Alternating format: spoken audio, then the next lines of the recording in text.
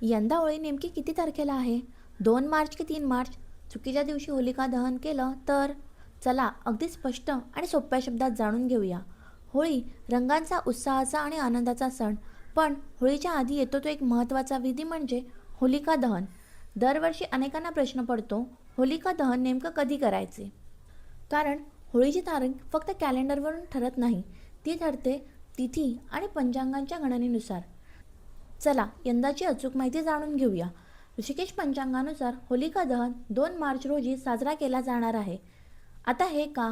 पौर्णिमा तिथी 2 मार्च रोजी संध्याकाळी 5:56 सुरू होते आणि हीच पौर्णिमा तिथी 3 मार्च रोजी संध्याकाळी 5:08 संपते.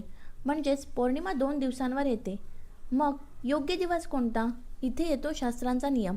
शास्त्रानुसार ज्या दिवशी प्रदोष काळात पौर्णिमा तिथी असते त्या दिवशी होलिका दहन करणे योग्य मानले जाते. प्रदोष काळ म्हणजे सूर्यास्तानंतरचा काळ. 2 मार्च रोजी संध्याकाळी पौर्णिमा तिथी सुरू होत असल्यामुळे प्रदोष काळात पौर्णिमा उपलब्ध आहे. म्हणूनच 2 मार्च रोजी होलिका दहन करणे शास्त्रसंगत आहे असे मानले गेले आहे. हे लक्षात ठेवणे खूप महत्त्वाचे आहे कारण अनेक वेळा आपल्याला वेगवेगळ्या तारखा समजल्या जातात. काही जण 3 मार्च म्हणतील, काही जण 2 मार्च, पण तिथीच्या नियमानुसार निर्णय घेतला जातो. चॅनलला सबस्क्राईब करा आणि व्हिडिओ आवडला असेल तर लाईक नक्की करा.